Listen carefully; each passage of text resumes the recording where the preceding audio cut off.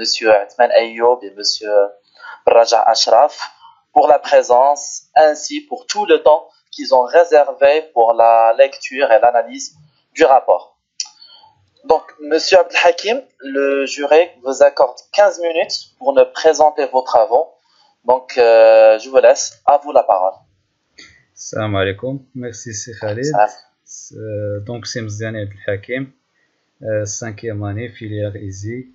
Donc, aujourd'hui, je vais vous présenter ma présentation sur le projet de fin d'études sur le sujet conception et développement d'une plateforme e-commerce pour les produits non prime au profit du groupe ArcelorMittal à base de la solution Ibris. Donc, on commence.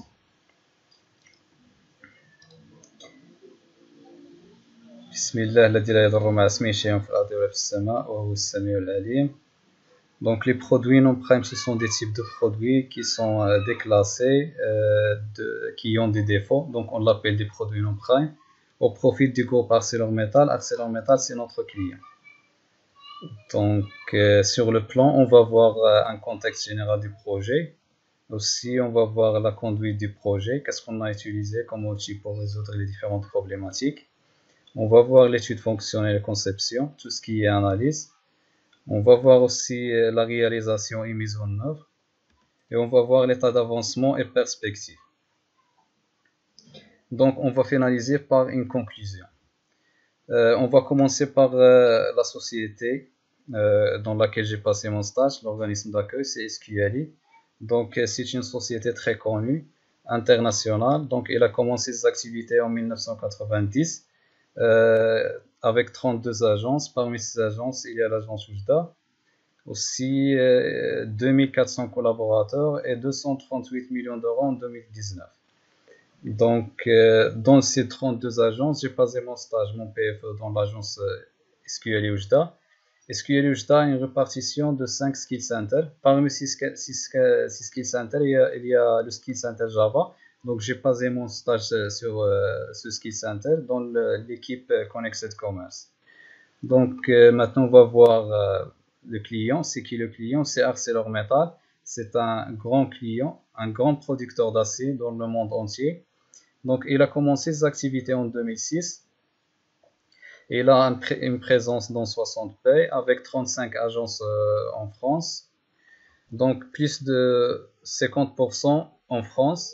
Aussi, 200 000 employés. On va voir maintenant la problématique en général. La problématique, c'est comment aider ArcelorMittal à lancer ses activités de vente en ligne pour son agence Galva. Donc, ArcelorMittal, c'est un groupe avec plusieurs agences. Parmi ces agences, il y a l'agence Galva. Donc, ils veulent commercialiser ces produits au niveau de cette agence. Donc, la solution très simple, c'est la mise en place d'une boutique en ligne de vente, donc pour l'agence Galva. Mais avec des critères, on peut l'appeler des besoins. Donc, le premier besoin, c'est le développement international favorisé par l'ouverture facile des nouveaux pays grâce à une plateforme nativement multilangue, devises, etc. Donc, Galva ou bien ArcelorMittal veulent commercialiser ces produits non seulement sur la France, mais dans plusieurs pays. Donc, notre plateforme doit avoir la multilingue, multidevise, donc à l'échelle internationale. Le deuxième besoin, c'est avoir une plateforme facilement administrable. Donc, AMC a des administrateurs qui vont gérer la plateforme. Donc, notre plateforme doit facilement être administrable et réussir l'import des données vers la plateforme. Bien sûr, AMC a un système d'information des données. Donc, on doit configurer notre plateforme pour qu'il puisse importer les données vers cette plateforme. Donc, le quatrième besoin, c'est mettre en œuvre une solution compatible avec les technologies du groupe. Bien sûr, le groupe Arcelor a plusieurs technologies, par exemple le EPSAP. Donc, on doit mettre en place une solution qui va être convenable avec ces technos. Maintenant, on va voir le deuxième chapitre. On va voir qu'est-ce qu'on a utilisé. Donc, côté agilité, on a utilisé le cycle Scrum. Donc, comme vous savez, il y a le Product Owner qui remplit l'ensemble de Product Backlog avec les tâches. Donc, après, on fait un Sprint Planning dans lequel on divise les différentes tâches, on affecte les tâches, on estime les tâches, et après on fait un sprint qui dure 4 semaines. Donc chaque jour on fait un rencontre quotidien. Donc on répond à 3 questions: qu'est-ce qu'on a fait, qu'est-ce qu'on va faire et quels sont les blocages. Et après ces 4 semaines, on a un livrable. Donc on fait un démo de ce livrable soit au product owner, soit au client.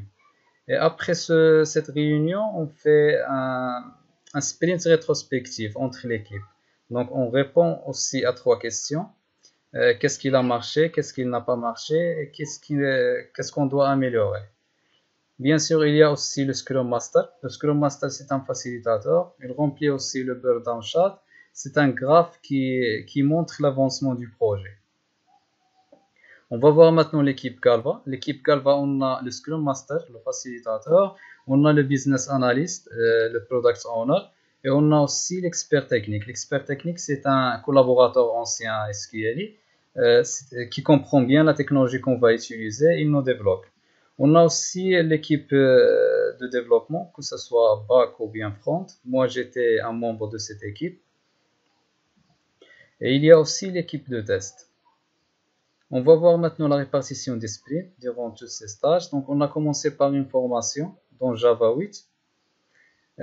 Aussi, on a vu les 5 principes solides, les design patterns, mais aussi le framework Spring. On a finalisé par la techno Ebris. On a vu aussi dans le deuxième mois, on a commencé dans le projet AMC. Donc, on a commencé le sprint 1. On a fait le nettoyage de l'accélérateur. On va voir c'est quoi un accélérateur. Les paramétrages de données de base, aussi la création des catalogues, la création des composants CMS, et on a fait la page d'accueil. On va voir tout ça en détail. Dans le sprint 2, on a fait la data modeling et hot folder. Data modeling, c'est la conception des tables. On a créé les tables. Hot folder, c'est un mécanisme permettant d'importer les données vers la plateforme. Donc, on va voir leur fonctionnement en détail. On a fait aussi la gestion des comptes clients. Dans le sprint 3, on a fait la page liste de produits, la PLP, et aussi la page détail d'un produit. Voilà. Donc Jira, on a travaillé avec Jira, c'est un outil de suivi. Donc on trouve là-bas toutes les tâches avec leur estimation. Voilà une capture qui récapitule les tâches. Ces différentes tâches, on trouve les tâches sous forme d'un user stories en tant que je veux, et aussi l'estimation et le workflow. Par exemple, est-ce qu'il est open, résolu, etc. Maintenant, on va voir le troisième chapitre, l'étude fonctionnelle et conception. Donc, l'analyse fonctionnelle. Donc, on va voir Galva Service, qu'est-ce qu'ils veulent, c'est quoi leurs besoins.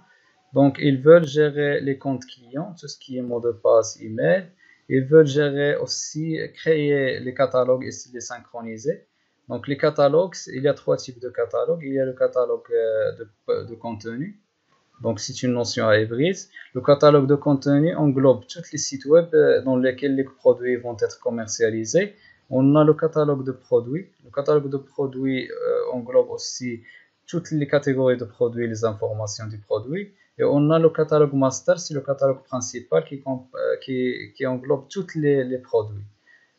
On a une notion qui s'appelle synchroniser parce qu'on a 2 types de catalogues. Il y a le catalogue staged et online. Donc, synchronisation. Il s'agit de synchroniser du catalogue staged vers online, c'est-à-dire les produits qui existent dans le catalogue staged vont être transportés vers le catalogue online. On va voir en détail ce staged et online, c'est le type de catalogue.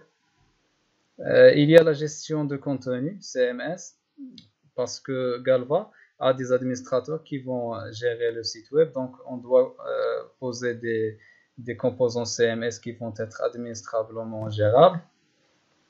Il y a l'importation des données aussi. Ils veulent aussi afficher les produits et leurs détails, bien sûr. Et ils veulent gérer la réservation des produits et aussi le processus de checkout. Donc, tout ce qui est paiement, tout ce qui est transaction. Donc, tous ces besoins, c'est quoi la solution? Donc, il y a une problématique technique. Donc, quelle implémentation technique devons-nous adopter pour satisfaire à tous ces besoins?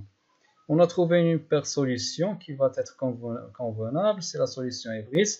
Donc, SAP Ebris, c'est une solution C'est pas open source, c'est une solution payante, un peu chère, créée en 1997. C'est un des leaders mondiaux des plateformes e-commerce. C'est une solution e-commerce et de communication multicanal. Communication multicanal, ça veut dire qu'on a plusieurs méthodes de commande. Le client peut commander soit depuis le warehouse ou bien depuis le site e-commerce. On a aussi SAP est devenu propriétaire de Ibris. Donc, après son rachat par la société SAP en 2013, Ibris gagne en notoriété avec le ERP de SAP. Il forme une combinaison puissante pour les grandes entreprises.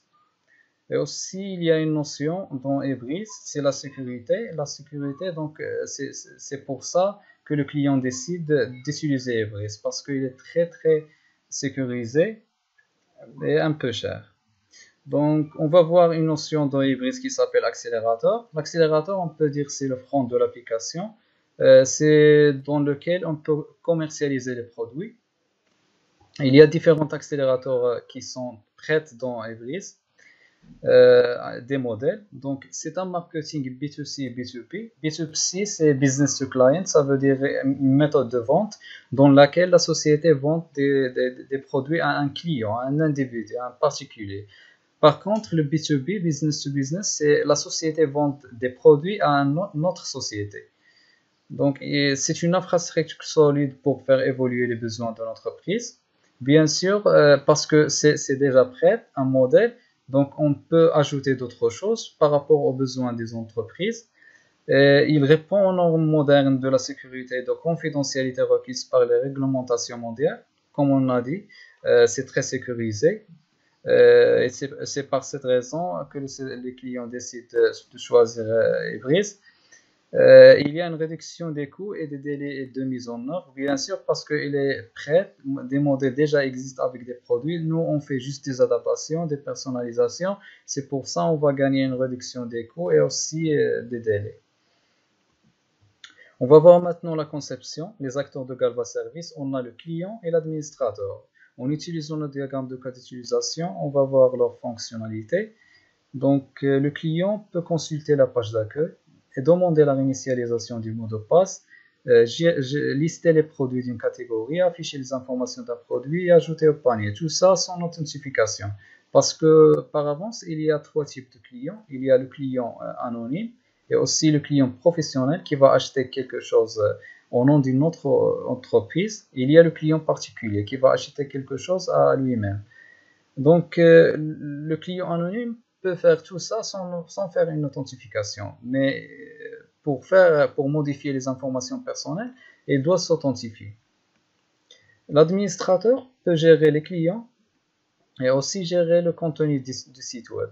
Et bien sûr, il doit s'authentifier avant pour que le système connaisse que c'est un administrateur. Maintenant, on va voir, si vous vous rappelez bien, le hot folder. Le hot folder, c'est un mécanisme permettant l'import des données vers la plateforme. Donc, en utilisant nos diagrammes d'activité, on va expliquer leur fonctionnement. Donc, le hot folder, c'est basé sur Spring Integration. Donc, on fait juste des configurations sur un dossier. Donc, il fait un listening sur un dossier. Donc, on déplace un fichier CSV qui comporte des données en masse dans ce dossier. Le hot folder va transformer le fichier CSV en index et il va exécuter l'index. Donc, si la conversion réussit, bien sûr, les données vont être dans la base de données, dans la plateforme. Sinon, on va afficher des messages d'erreur. L'index, c'est quoi l'index? C'est un fichier plat permettant la communication avec la base de données. C'est comme vous voulez, on peut dire que c'est comme des requêtes SQL. On va voir maintenant le quatrième chapitre, la réalisation et mise en œuvre. On va commencer par l'outil et technologies utilisées. Donc, qu'est-ce qu'on a utilisé? Donc, Ibris, bien sûr, avec la couche plateforme. La couche plateforme, on peut dire, c'est tout ce qui est configuration, tout ce qui est extension, tout ce qui est installation. On trouve là-bas les fonctionnalités natives comme la recherche, le cache, la sécurité. On a utilisé aussi la techno Solar, c'est un moteur de recherche, et aussi le Spring Framework. On a utilisé l'IntelliJ IDE, et aussi l'outil de suivi Jira et Confluence. Confluence, c'est un outil de documentation. On trouve là-bas toute la spécification des tâches. On voit maintenant l'architecture technique. Donc, on a adopté cette architecture. On a la base de données MySQL. On a utilisé MySQL et un moteur de recherche qui va communiquer avec la base de données, ramener les données vers la couche DAO. Donc, DAO utilise un ORM Ebris. Il va communiquer avec service avec façade. Et donc, ils vont déléguer l'information vers la couche contrôleur. Donc, et contrôleur va déléguer un DTO vers la couche présentation. La couche présentation va être présentée en HTML, jQuery, Bootstrap, etc. C'est un GSP. Donc, maintenant, on va voir la réalisation. Si vous vous rappelez bien, on a parlé sur un besoin, c'est l'internationalisation. Donc, le site Galva va être présenté dans plusieurs pays, plusieurs langues, plusieurs devises. Donc, on a créé des paramétrages de base. Il y a la table pays dans le natif d'Ebris. Nous, on ajoute juste le pays concerné, aussi la langue concernée et aussi la devise concernée. Donc, et aussi, on a parlé sur les catalogues. Les catalogues, il y a 3 types de catalogues. On a créé tous ces catalogues. Le catalogue de contenu, on a dit le catalogue de contenu qui comporte le site web ou bien les sites web dans lesquels les informations des produits vont être commercialisées. Les produits aussi, le catalogue de produits, il y a le catalogue master. Tous ces catalogues, on trouve deux versions. Il y a la version online et la version staged. La version staged, c'est la version de brouillon. On trouve là-bas la collection des produits. Donc, on peut misajorer toute la collection des produits. Et la version online, on trouve les produits qui vont être commercialisés. Donc, le client peut contacter juste la version online, peut acheter juste de la version online. Pour cela, il existe une fonctionnalité qui s'appelle la synchronisation. La synchronisation, voilà une capture de back-office. Donc, on peut cliquer sur ce bouton pour synchroniser du catalogue staged vers online. Donc, la synchronisation, c'est tout simplement transporter les données ou bien les produits qui existent dans la version staged vers la version online. C'est la page d'accueil qu'on a créée. Donc, plusieurs sections. On va détailler chaque section. Il y a la section header en tête de la page. On a un logo à gauche, donc c'est cliquable, redirige vers la même page. On a la barre de recherche au centre. On peut rechercher les produits soit par nom, par clé, par identifiant. On a un panier qui présente les différents produits. On a le nom et le prénom du client connecté et un flèche permettant la déconnexion. On a aussi un drop-down list pour changer la langue du site. Et aussi un menu qui comporte l'ensemble des pages web qu'on a. Bien sûr, le logo, c'est administrable. On a un outil qui s'appelle le Smart Edit dans Ebris, utilisé par les différents administrateurs. Et ils vont juste modifier, par un clic, ils peuvent modifier l'image, supprimer, ajouter un lien, etc. Donc, c'est un composant CMS. La page dans la deuxième section, on a la carousel de bannière. Donc, on a plusieurs images ici qui vont être changées avec un titre et un sous-titre. Bien sûr, c'est administrable aussi facilement. Dans la troisième section, on a la catégorie de produits. Ici, on a dans Galva 3 types de catégories. Bobine App Profiler et on a la catégorie Products in Stock et on a la catégorie Products in Command. Donc, produits sur commande. Les produits sur commande, ce sont des produits qui n'existent pas dans Galva. Donc, dans AMC, c'est commandé. Les produits en stock se divisent sur deux types. On a les panneaux et le profiler. Les profilers, c'est DexZync. Ou les panneaux, on peut dire, deux profils et un matériau au centre. Donc, si on clique sur une catégorie, on va être passé vers la page liste de produits. On va voir tous les produits. Et ces catégories sont aussi administrables. Donc, on peut changer soit l'image, soit le titre facilement. La quatrième section, c'est le tableau de bord. On a 5 carrés, donc tout ce qu'il nous faut, les offertes, les commandes, les traitements. On peut aussi voir les paniers, les réservés, et aussi les bobines spécifiées. La cinquième section, on a la bannière de réassurance, non cliquable, c'est juste des images et des titres. Par contre, c'est administrable aussi. On a le footer, 9 pages statiques, donc administrable aussi. On a l'inscription, le client peut s'inscrire par ici, donc il va entrer ses informations, il va recevoir un email. Comme ça, il doit valider l'email, et lorsqu'il valide l'email, il va s'authentifier. Donc après l'authentification, il va voir son nom et son prénom avec un petit bouton Mon compte. S'il clique sur Mon compte, il peut voir les différents onglets comme ça, soit cahier d'adresse, commande historique, etc. Données personnelles. Par exemple, s'il clique sur Données personnelles, il peut voir toutes ces données personnelles avec la possibilité de modifier les données, soit le nom, le prénom, le téléphone, l'email, etc. Ou bien changer le mot de passe. Donc, il peut aussi réinitialiser le mot de passe. Il va juste entrer son email. Il va recevoir un email comme ça, ou il peut modifier son mot de passe.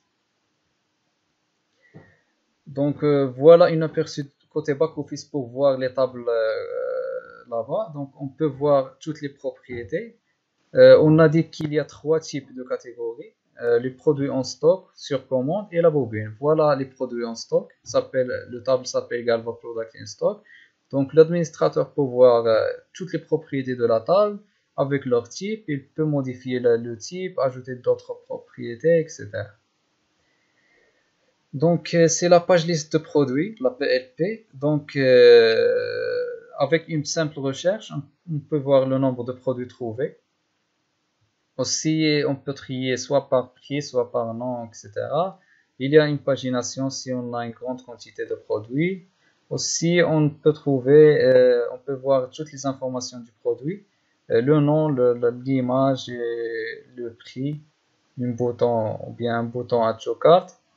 Si on clique sur un produit, on va être redirigé vers la page liste détails de produits. On peut voir toutes les informations aussi d'un produit. Et un bouton ajouter au panier. Si on clique sur ajouter au panier, on va voir le panier, le prix, la quantité ajoutée au panier. On peut commander ou bien poursuivre l'achat. Donc c'est ça ce qu'on a réalisé durant ce stage. État actuel, on est dans le 3e sprint maintenant, la 4e sprint plutôt. On a livré 3 sprints. On pense à ajouter d'autres choses. D'autres fonctionnalités comme les facettes par exemple. C'est d'autres types de recherche plus avancés et on va ajouter de nouvelles rollouts pour d'autres pays. Et dans le défi, donc la 5e ou bien la conclusion, le chapitre de conclusion, donc on a rencontré plusieurs défis comme la découverte du monde de l'e-commerce. C'est un métier à part.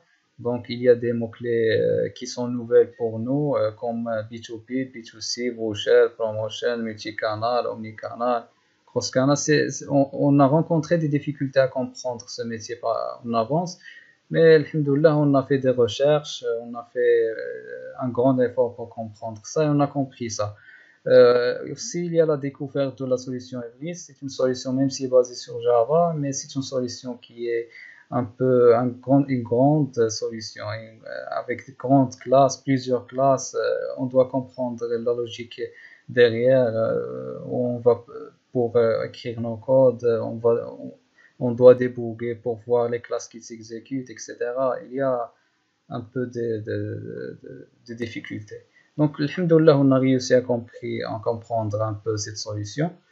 Les objectifs, on a découvert le monde professionnel, bien sûr. On a appliqué tout ce qu'on a appris dans formation, soit à l'école, soit à SQLI. Et aussi, on a renforcé l'esprit d'équipe parce qu'on était presque 10 personnes sur un projet. Et chaque jour, on fait un daily meeting, une réunion. Donc, on répond sur 3 questions. Parmi ces questions, les blocages. Donc, on essaie à débloquer nous-mêmes, les autres. Donc, cela renforce, bien sûr, l'esprit d'équipe. Donc voilà, j'espère que c'était très clair. Et merci pour votre attention. Si vous avez des questions, n'hésitez pas. Merci beaucoup.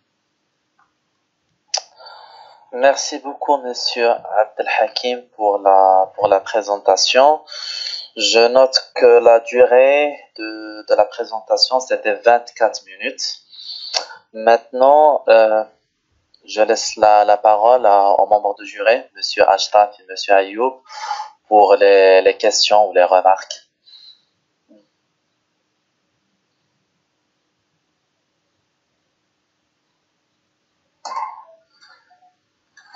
Bonjour. Bonjour. Bonjour, monsieur Diane. J'espère que, tout d'abord, je vous félicite pour la présentation. C'était clair. Et vraiment, pour la première fois, quand tu parles, tu assures quand même. C'est un point de plus.